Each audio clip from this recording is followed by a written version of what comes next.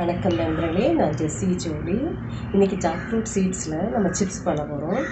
அது ரொம்ப டேஸ்ட்டாக இருக்கும். சாப்பாட்டுக்கெல்லாம் தொட்டுக்கு யூஸ் பண்ணலாம், இல்லை டீக்கு நல்லா ஏதாவது ஒரு ஸ்நாக்ஸ் மாதிரி கூட யூஸ் பண்ணலாம். ரொம்ப நல்லாயிருக்கும். இப்போ ஜாக் ஃப்ரூட் சீசன், அதனால் அந்த மாதிரி கிடைச்சதுன்னா நீங்கள் வந்து அது கண்டிப்பாக மறக்காமல் ட்ரை பண்ணுங்கள். எப்படி செய்யலான்னு பார்க்கலாம் வாங்க. இது பலாக்கொட்டை. இது நல்லா வேக வச்சுட்டா இதோட ஸ்கின் நமக்கு ஈஸியாக எடுக்க முடியும்.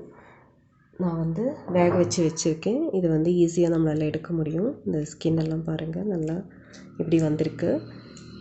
இப்படி எடுக்க முடியும். இந்த ஒயிட் மட்டும் எடுத்துக்கலாம். இந்த ப்ரௌன் நல்லது, நமக்கு நல்ல விட்டமின்ஸ் இதில் இருந்து கிடைக்கும். அதனால் எடுக்க வேண்டியதில்லை. எடுத்தாலும் பிரச்சனை இல்லை. இந்த மாதிரி எடுக்கணும். எடுத்து நல்லா சின்னதாக கட் பண்ணி நான் வச்சுருக்கேன்.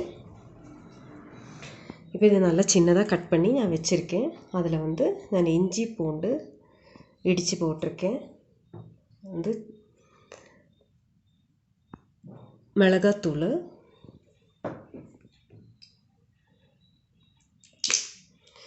தேவையான அளவுக்கு நமக்கு உப்பு போட்டுக்கலாம். அப்புறம் மஞ்சத்தூள்,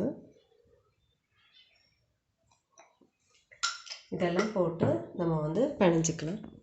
கொஞ்சம் கரம் மசாலா, இதெல்லாமே போட்டு நம்ம நல்லா இதை மேக்னேட் பண்ணி கொஞ்சம் நேரம் வச்சுட்டு அதுக்கப்புறமா நம்ம இதை ஃப்ரை பண்ணலாம். இது வேக வச்சதுன்றதுனால ஃப்ரை பண்ணால் ரொம்ப டேஸ்ட்டாக இருக்கும்.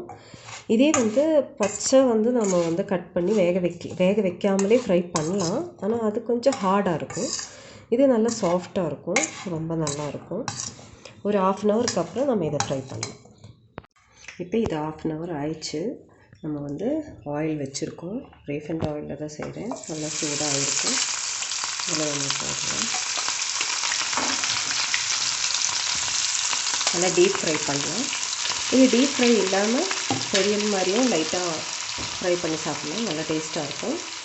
டீப் ஃப்ரைன்னா நமக்கு ஸ்நாக்ஸ் மாதிரி சிப்ஸ் மாதிரியும் சாப்பிட்லாம், சாப்பாட்டுக்கும் தொட்டுக்கலாம். இது ஆயிடுச்சு, ஃப்ரை ஆயிடுச்சு. நம்ம இதை வடிகட்டி அப்படியே எடுத்துடலாம் ஆயிலில். இது கொஞ்சம் காரமாக இருந்தால் நல்லா டேஸ்ட்டாக இருக்கும். இப்போ இது சூப்பராக இருக்குது. நீங்களும் இதே மாதிரி ஃப்ரை பண்ணி சாப்பிடுங்க. நல்லா டேஸ்ட்டாக இருக்கும். சாப்பாட்டுக்கு தொட்டுக்கிறதுக்கும் நல்லா டேஸ்ட்டாக இருக்கும்.